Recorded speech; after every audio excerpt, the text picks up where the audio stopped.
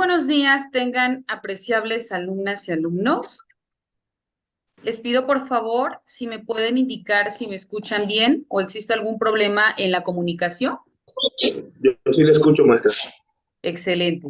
Muy buenos días, mi nombre es María Catalina Domínguez Nájera y vamos a dar inicio propiamente con la impartición de la materia Sistemas Jurídicos Contemporáneos. Agradezco enormemente que se hayan conectado a la sesión del día de hoy. Vamos a dar inicio, pues, si ustedes me lo permiten, y en la medida que sus compañeras y compañeros pues se unan a la sala, con mucho gusto también les vamos a dar sentido. Cuando de la unidad número 1, vemos, tal como les aparece en su temario, que ahí abarca cuestiones propias, tanto la terminología, al método, y de manera genérica nos habla acerca de la familia romanista, ¿no? Pero para ello, para poder entrar en materia acerca de en qué consisten estos temas, pues tenemos que partir de la concepción misma de la familia jurídica. Para ello, bueno, tenemos que indicar qué es una familia jurídica. Y cuando hablamos propiamente de las familias jurídicas, bueno, debe venir de manera inmediata a nuestra mente una unificación o un conjunto, ¿no? Cuando hablamos de una familia de manera genérica, viene, por ejemplo, a nuestro recuerdo una conjunción o integración de varios elementos que comparten o que reúnen determinadas características, lazos sanguíneos o cualquier otra cuestión, pero que tienen afinidad en común. Y obviamente en materia jurídica, pues no puede ser la excepción. Por ello, cuando hablamos propiamente de esta familia jurídica, estamos aludiendo a esta forma organizada en que convergen o en que se encuentran integrados específicamente países que comparten fines en particular. Por eso se dice que es este conjunto de ordenamientos jurídicos que presentan determinadas similitudes en cuanto al carácter, pero también en cuanto al origen histórico y, por supuesto, en cuanto al desarrollo doctrinal, pero también en cuanto a las instituciones que lo contemplan, ¿no? Por ejemplo, tenemos los ordenamientos jurídicos o la familia jurídica de Europa occidental, ¿no? Europa continental. También cuando nosotros estamos hablando propiamente de la familia jurídica, bueno, vamos a encontrar otras definiciones como esta y de manera inmediata, bueno, la familia jurídica, repito, va a ser esta conjunción. Repito, tiene este grupo o este conjunto de ordenamientos presentan organismos o una forma de organización de sistemas jurídicos contemporáneos. Y aquí empezamos a identificar el segundo elemento que contempla los sistemas jurídicos como tal. Primero partimos de una familia jurídica. Repito, la familia jurídica es el todo. Es la forma organizada en cómo se integran los países en el mundo que comparten doctrinas, que comparten instituciones, que comparten antecedentes históricos, pero que en su conjunto llegan o van encaminados a un mismo fin. Eso es una familia jurídica, la unificación, ¿no?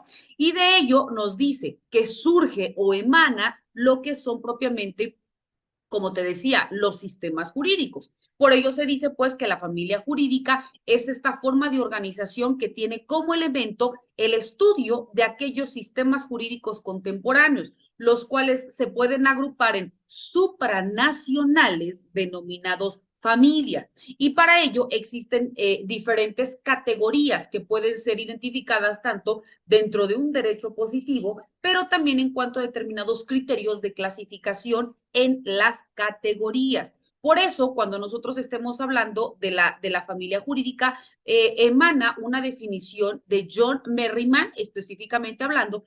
John Merriman nos indica que las familias jurídicas es este conjunto de actitudes que son profundamente arraigadas, que se encuentran históricamente condicionadas y que persiguen una naturaleza del derecho. Por ello, abarca específicamente el papel que juega el derecho dentro de esa sociedad en particular, pero también al analizarlo tenemos que identificar en qué consiste o cómo se integra su cuerpo político, porque mucho tiene que ver las instituciones que forman parte de esta familia jurídica y luego entonces cómo políticamente hablando se van a encontrar protegidas o resguardadas, ¿no?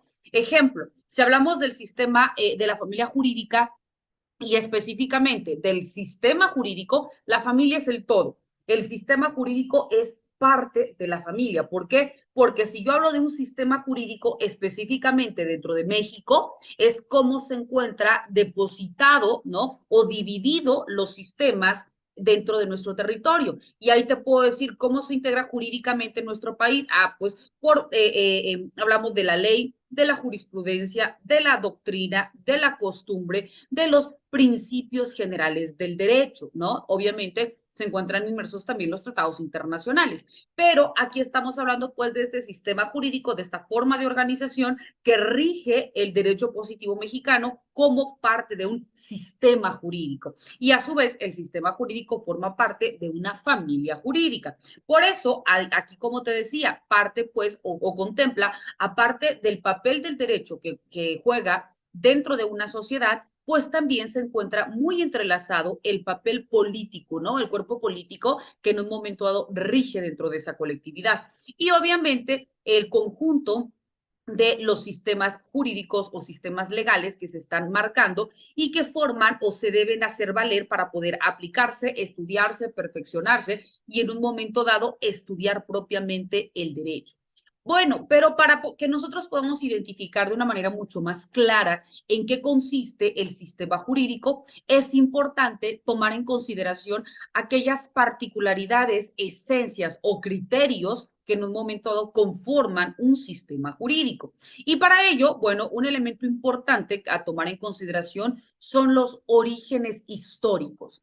Cuando hablamos de los orígenes históricos, nos indica, así como una fuente del derecho, recordemos, hago un paréntesis aquí únicamente para hacer como una retrospección. Cuando hablamos de las fuentes del derecho, que son estos procesos de creación de la norma jurídica, ustedes saben que existen tres fuentes del derecho, que son las fuentes formales, que son las fuentes reales y que son las fuentes históricas. No voy a entrar en el estudio de cada una de estas porque no es la esencia de nuestra materia, pero sí retomo la última, que son las fuentes históricas, porque específicamente al momento de conocer un sistema jurídico, el primer criterio que se debe tomar en cuenta es precisamente los orígenes históricos. Y esto nos lleva de manera inmediata ¿a qué? A la fuente histórica del derecho. ¿Y en qué consiste pues estos orígenes históricos? Sencillo, como su nombre lo dice, nos indica que nosotros como estudiosos del derecho tenemos que regresarnos a los orígenes o a la esencia misma del derecho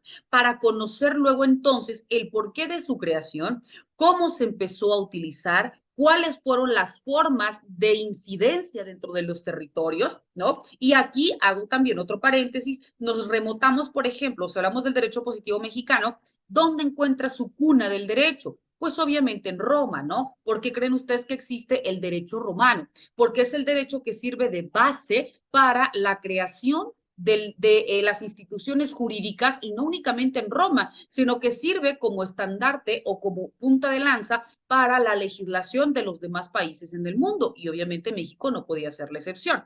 Entonces, si yo te digo, dentro de los orígenes del derecho, bueno, pues si nos remotamos a Roma, ¿cuáles son los orígenes del derecho? Pues viene a nuestra mente las 12 tablas, ¿no? El Código de Hammurabi, el Digesto, etcétera, el Corpus Juris Civilis, que estamos hablando, pues, de estos instrumentos jurídicos normativos que, si bien es cierto, hoy no pueden ser aplicables, ¿no? No puedo fundar una demanda en el Corpus Juris Civilis, ¿verdad? O en la tabla número 12, no, pero sí puedo o me sirve de base para que yo interprete el derecho, porque a partir de las 12 tablas es como se crea el derecho civil y el derecho penal, y luego entonces vemos que estos como tal sí existe dentro de la clasificación del derecho, propiamente como rama del derecho, el civil y el penal, que hasta nuestros días se continúa utilizando, bajo las N cantidad de modificaciones que se ha realizado, pero repito, tenemos que hacer una retrospección en el tiempo para conocer los orígenes y luego entonces que nos sirva para interpretar la norma. Porque si estos instrumentos jurídicos en el tiempo no se hubieran creado, no hubieran existido, pues simple y sencillamente el derecho que hoy en día nos rige, pues no tendría razón de ser. Entonces, este sistema jurídico contemporáneo nos indica que debemos como criterio analizar los orígenes históricos porque emana o deriva del pasado histórico que fue evolucionando hasta poder llegar al sistema actual, ¿no? Por eso tenemos que hacer esta retrospección. Otro elemento importante que se tiene que tomar en consideración como criterio de un sistema jurídico la naturaleza jurídica.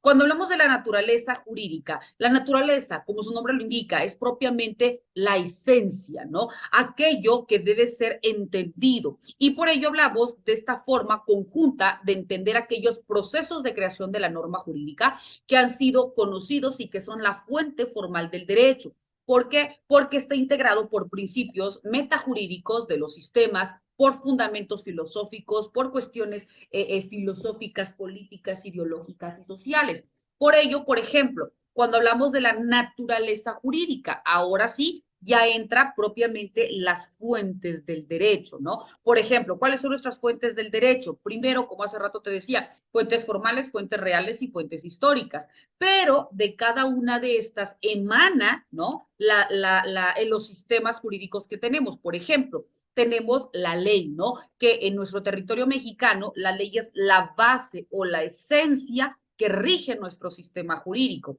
porque recordemos, si lo que está regulado, comprendido dentro de una norma, puede ser aquello que nosotros invoquemos para solicitar la protección de nuestro bien jurídico tutelado o por el contrario, para acudir ante una instancia y que se emita una sanción ante una falta cometida. Pero repito, todo esto tiene que encontrarse encuadrado en una norma. ¿Y por qué en una norma? Porque recordemos que, ¿qué es la norma? Es esta regla dirigida al ordenamiento de la conducta humana, que es prescrita por una autoridad aún en contra de la voluntad del sujeto. Es decir, ¿quiénes lo emiten? Pues los legisladores, los diputados o los senadores. Y por ello existe el Congreso del Estado y existe el Congreso de la Unión, ¿no? Que son los que van a crear la norma.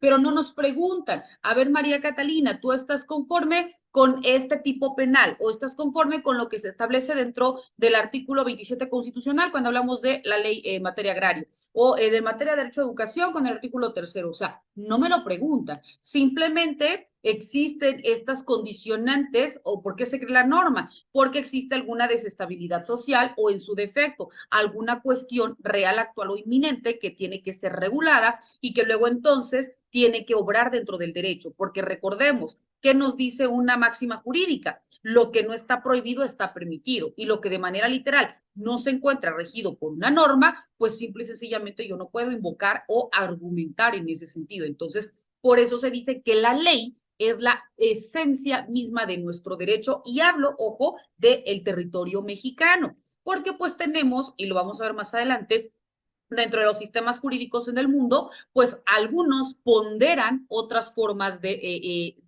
reconocimiento en materia jurídica, ¿no? Por ejemplo, en Estados Unidos, la base son los precedentes judiciales como forma de impartición de justicia, ¿no? O sea, cada uno de los países, si bien es cierto, cuenta con sus propios sistemas jurídicos, forma parte de una familia jurídica y luego entonces, pues tiene de manera muy puntual la forma en que pondera su resolutivo o su integración jurídica como tal. Bueno, entonces, regreso. La naturaleza jurídica vemos pues que es esta cuestión esencial, que es esta cuestión que emana de la forma de crear los procesos de creación de la norma jurídica que se adaptan o se adecúan como fuentes formales del derecho, emanadas por principios metajurídicos, sociales, filosóficos, ideológicos, sociales, etcétera, ¿no? Bueno, ahora, siguiente criterio también que forma parte dentro de este sistema, me dice que es la estructura. Y cuando hablamos de la estructura, nos dice que es precisamente la forma en que se organizan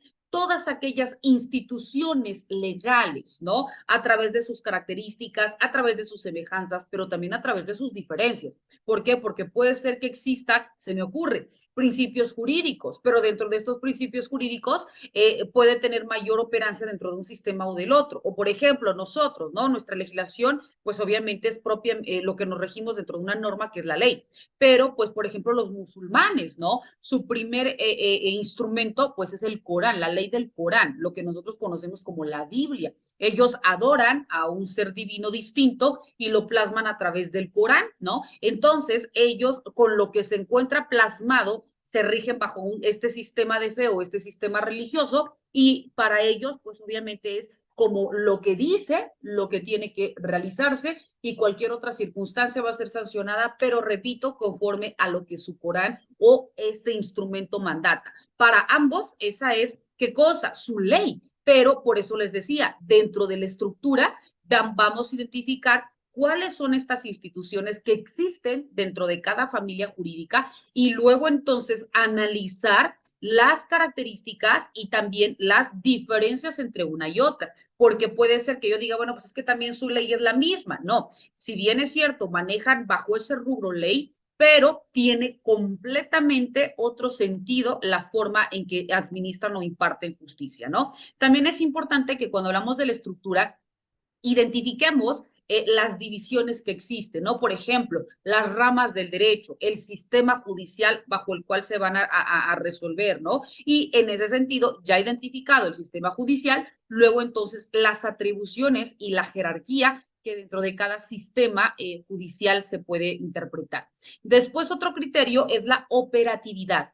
Cuando hablamos de la operatividad, vemos que conjunta tanto la técnica y la cuestión metodológica que forma parte de un sistema jurídico. Y es precisamente aquel que deben de tomar en consideración, ejemplo, en México, ¿quiénes? Pues nuestros juristas. ¿Por qué? Porque son aquellos que se encargan de crear la norma jurídica. Y por ello, dentro de la operatividad, tienen que analizar cuál es el contexto social, hacia dónde quieren dirigir la norma o por qué se está creando la norma, para que luego entonces la norma en la praxis pues tenga la naturaleza o la esencia misma o la razón de ser del por cuál fue creada, ¿no? Porque a veces incluso a nosotros como peritos en la materia, ¿no? Como estudiosos del derecho, llega nuestro cliente y nos somete a consideración un caso y nosotros lo encuadramos en una norma, ¿no? Pero a veces la norma jurídica que es a veces es muy limitada. Por eso al momento de interpretar el derecho o interpretar la norma,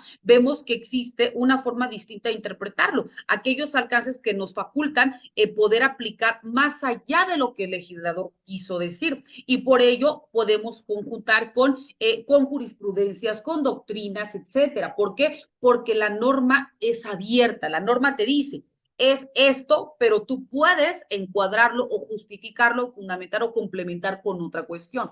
Pero hay otras veces que la norma jurídica te dice que de manera literal únicamente puedes regirte conforme lo que contempla de manera puntual la norma, es decir, no puedes apoyarte por ningún otro instrumento jurídico normativo o por el contrario, es muy limitada. Únicamente te tienes que restringir a lo que de manera puntual el legislador quiso decir. Entonces, también para nosotros y que somos estudiosos del derecho, al momento de interpretar la norma, pues viene esta no dificultad, pero sí esta forma de ir más allá de lo que el legislador quiere decir. Y por eso, dentro de la operatividad, nos dice que deben de tomar en consideración los legisladores al momento de crear y de analizar y de interpretar el derecho para que luego entonces lo que ellos plasmen dentro del contenido de la norma pues tenga, repito, en la praxis la esencia misma o el resultado que ellos pretendían.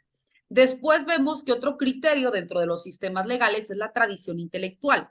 Cuando hablamos de la tradición intelectual, son aquellos pensamientos adquiridos durante el proceso de formación del jurista y que obviamente tienen una forma de asimilar las instituciones educativas del derecho. Por ejemplo, nosotros interpretamos el derecho, como les decía, partiendo del derecho romano, ¿no? Y vemos que nuestras bases del derecho, pues, ¿quién nos recuerda, ¿no? A Rómulo y Remo, ¿no? ¿Cómo no viene de manera inmediata a nuestra mente estos orígenes del derecho romano, ¿verdad? Entonces, bueno, pues de ahí vemos cómo fue evolucionando como parte esta forma de validación o de reconocimiento del derecho mismo, cómo se crean estas instituciones jurídicas y que luego entonces nosotros como en un momento dado como funcionarios o servidores públicos, si nos toca fungir como legisladores, pues tenemos que conocer desde la esencia misma del derecho, luego entonces aplicarlo a nuestro día a día dentro de nuestra colectividad, determinar cuál es el estado de necesidad de nuestra colectividad, porque repito, la norma se crea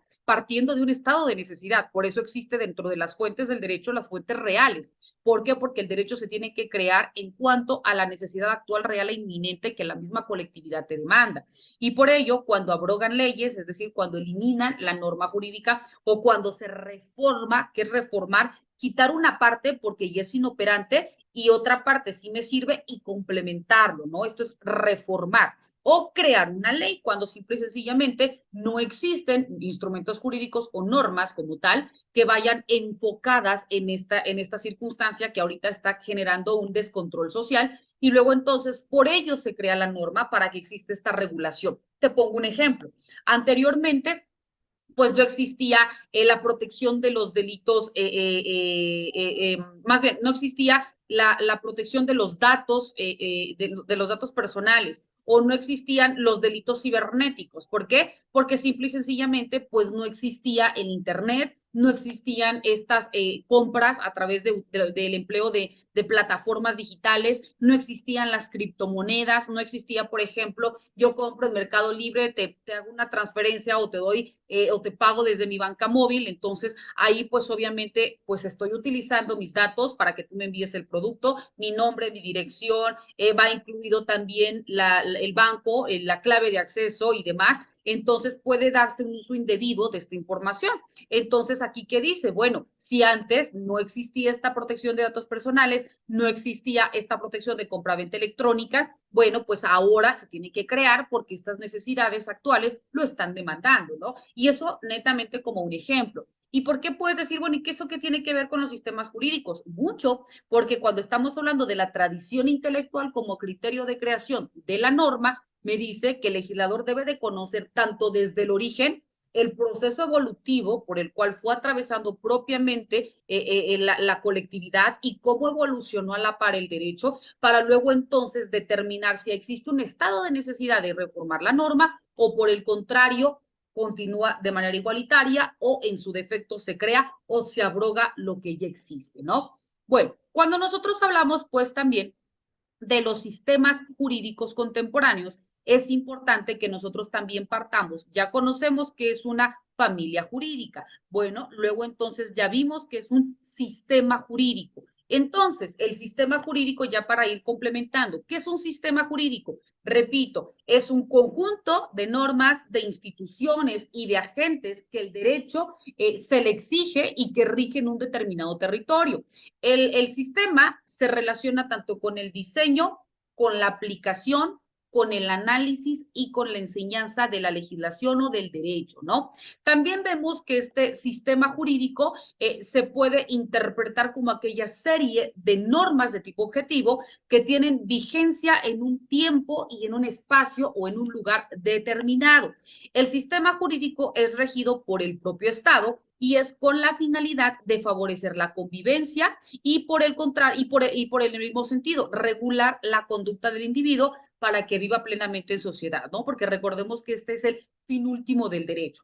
Cuando hablamos de los sistemas jurídicos, existen grupos o familias de sistemas jurídicos. Y estos, bueno, destacan en cada uno de los países que cuenta con este propio sistema, ¿no? Cuando hablamos, pues, de la familia jurídica, es este conjunto de sistemas jurídicos, repito, que comparten características. Por ello, cuando hablamos de la familia, se refiere a este derecho, pero nacional que comparten un Estado, es decir, el derecho que en cada uno de los países se encuentra y está siendo vigente.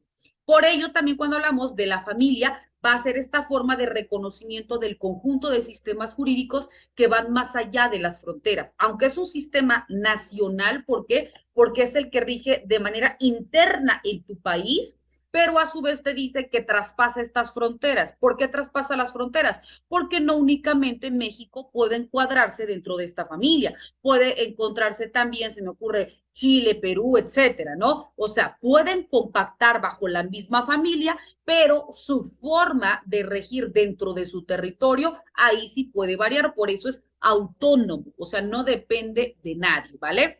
Ahora, cuando hablamos de la tradición jurídica, ¿qué entendemos con una tradición jurídica?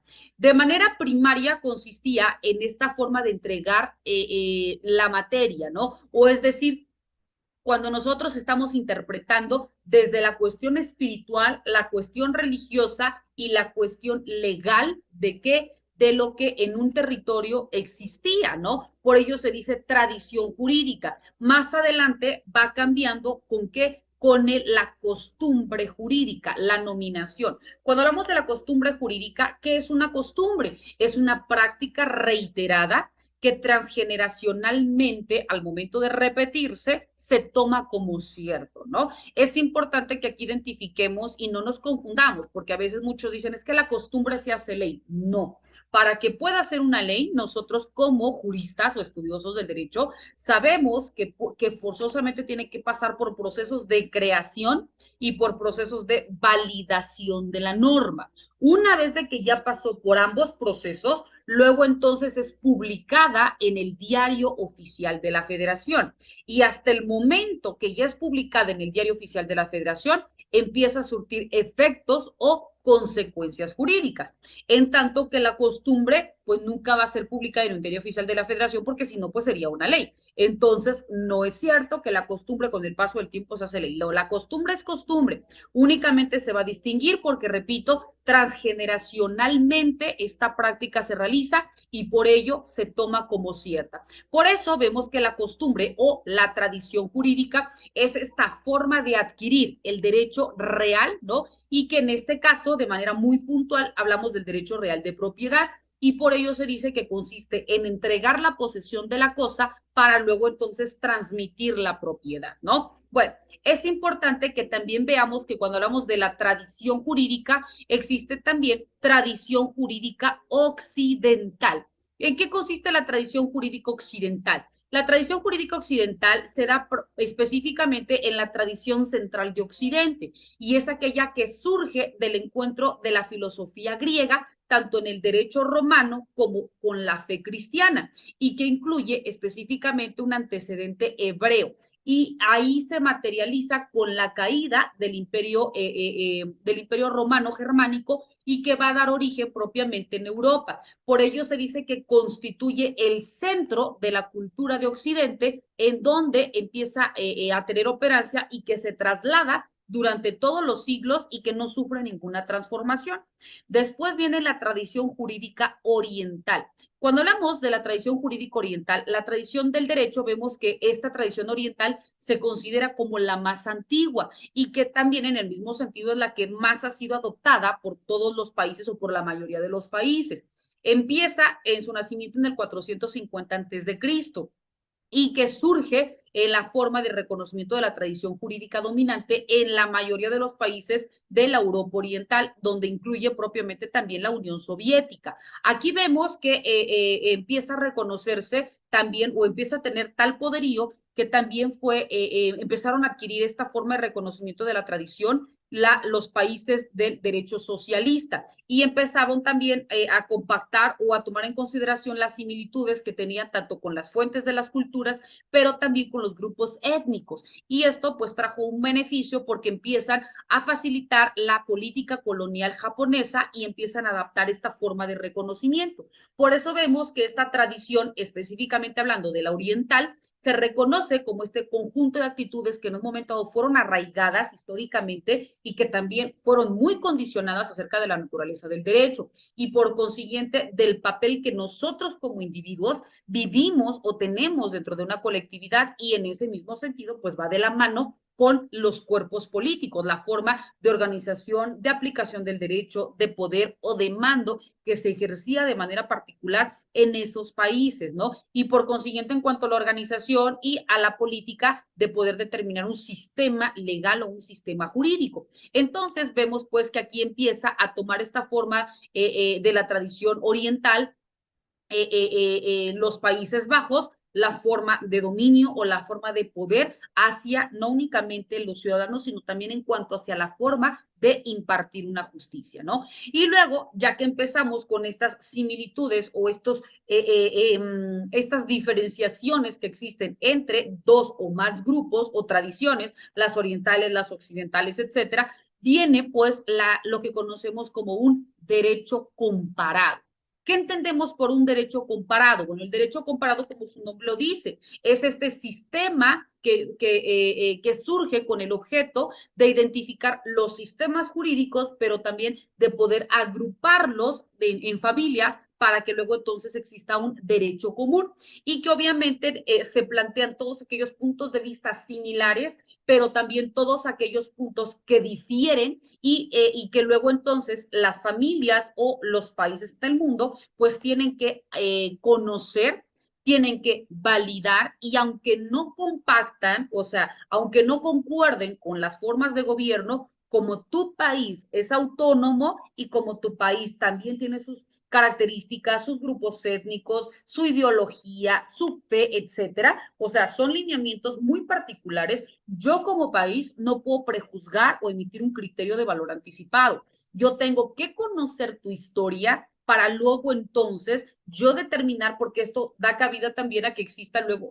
después los tratados internacionales. O sea, yo no puedo argumentar que porque en mi país esto no es correcto, yo tenga que prejuzgar o yo no pueda celebrar un tratado contigo. ¿Por qué? Porque tú tienes otra ideología. Entonces, por eso es necesario conocer las familias jurídicas, cómo se integran sus sistemas jurídicos, para que luego entonces evitemos esta confrontación o lo que detona en las guerras, ¿no? Cuando ya hablamos de un derecho internacional público, de un derecho internacional privado.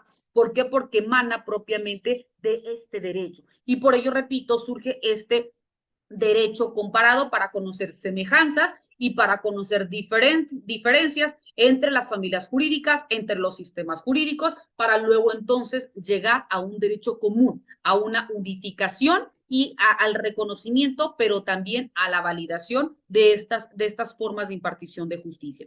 Por ello, vemos que también cuando hablamos de este derecho comparado, pues se trata de nombrar, como te decía, ¿no? Las familias que comparten rasgos comunes, también las formas de idea de progreso, de desarrollo, ¿no? Conocer estas formas de ordenamiento nacional partiendo de las características principales y también de los niveles de civilización. Pero para poder aplicar el derecho comparado existen métodos comparativos y el método comparativo es una forma de generar o de refutar teorías o de hipótesis que se utilizan, ¿no? Que son basadas propiamente en procedimientos análogos y en métodos científicos. Y por ello persigue una validez de argumentos específicamente dentro de la ciencia y dentro del estudio de las semejanzas y de las diferencias que se encuentran comprendidas dentro de la norma, ¿no? En estos sentidos, dentro del método se utilizan estadísticas o técnicas estadísticas basadas en covariaciones o interpretaciones de los diferentes sistemas legales que existen en el mundo para luego entonces poder de manera correcta conocer y de manera correcta interpretar la norma. Por ello también una de las fuentes del derecho internacional son los doctrinarios de los diferentes países. ¿Por qué? Porque son los conocedores de manera literal del derecho que se encuentra vigente en cada uno de los países y que en ese sentido, bueno, podemos conocer a cabalidad los alcances de la norma. Porque imagínense, como el ejemplo que hace rato te decía, nosotros como territorio mexicano, al interpretar la norma, pues incluso existen muchos vacíos jurídicos, ¿no? Porque nosotros interpretamos y podemos aplicar, repito, normas, decretos, reglamentos, jurisprudencias, etcétera, ¿no? O en este caso, nos da la propia ley la facultad dentro de las fuentes del derecho de poder aplicar y adecuar la que más se condicione o la que más se adecue al caso en particular. Entonces, imagínense, si para nosotros es complejo la interpretación de la norma, ahora personas que no son ni conocedoras ni habitantes de nuestro país, pues imagínate comprender a cabalidad el derecho mexicano y eso que nada más estoy, repito, particularizando en nuestro territorio. Pero vemos cómo interpretar la norma de todos los países, pues también es muy amplio, ¿no? Entonces, por eso existen estos doctrinarios que de manera muy puntual van a comprender el alcance de la norma, por ello se dice que van a, dentro del método comparativo y emanado del derecho comparado, van a conocer las semejanzas, las diferencias, los alcances de la norma, para luego entonces, partiendo de este reconocimiento, se pueda crear un derecho común. Hasta ahí, compañeras y compañeros, ¿vamos bien? ¿Existe alguna duda, algún comentario, alguna participación? En este momento abro micrófonos y los escucho, por favor.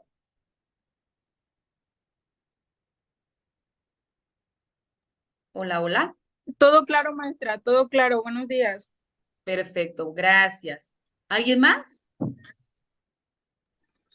Todo claro, maestra. Vamos bien. Vamos Perfecto, anotando.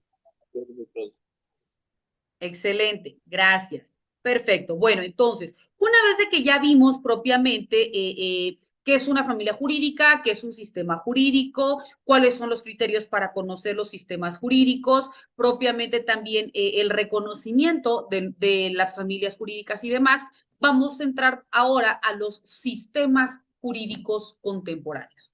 ¿Cuáles son los sistemas jurídicos contemporáneos que existen? Existen 5 sistemas jurídicos contemporáneos. ¿Cuáles son estos? Primero, la familia neorromanista, ¿no? O también conocida como la familia neorrománica. Esta familia neorromanista emana de los sistemas europeos continentales.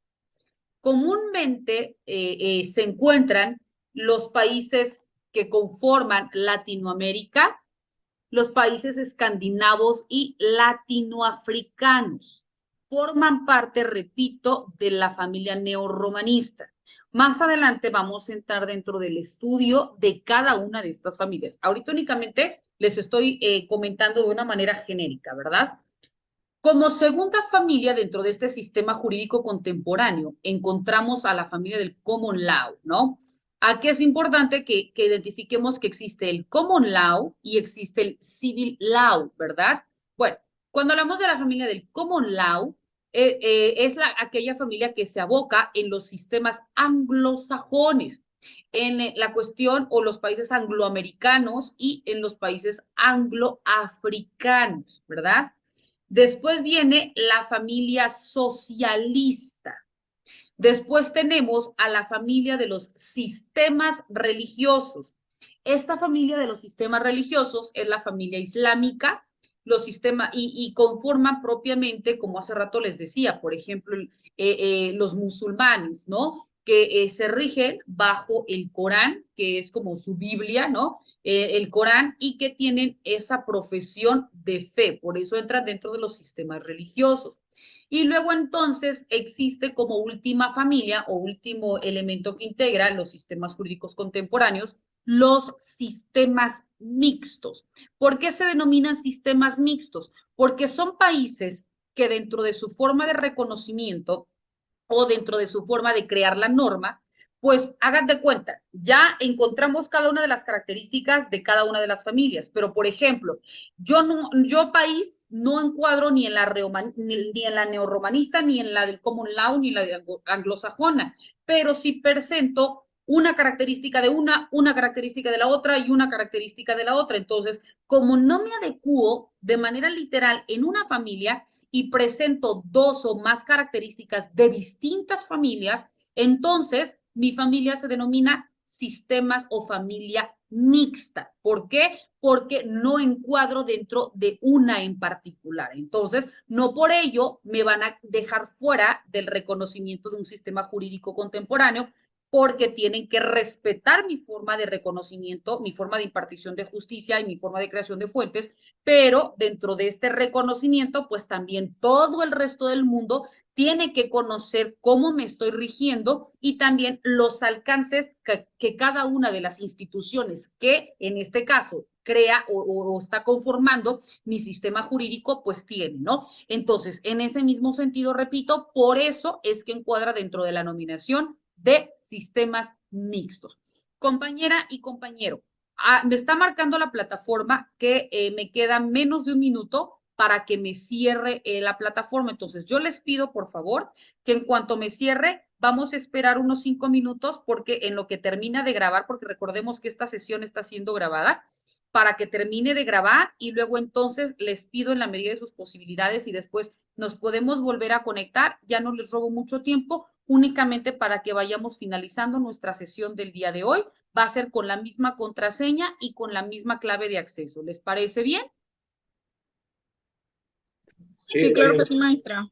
Muchísimas gracias. Bueno, entonces, les decía que la familia propiamente de los sistemas mixtos es aquella que unifica diferentes características de cada una de estas familias, no encuadra de manera muy puntual en ellas, pero tiene una forma de reconocimiento, una forma también de integración, de creación de instituciones y en ese mismo sentido de una forma de impartición de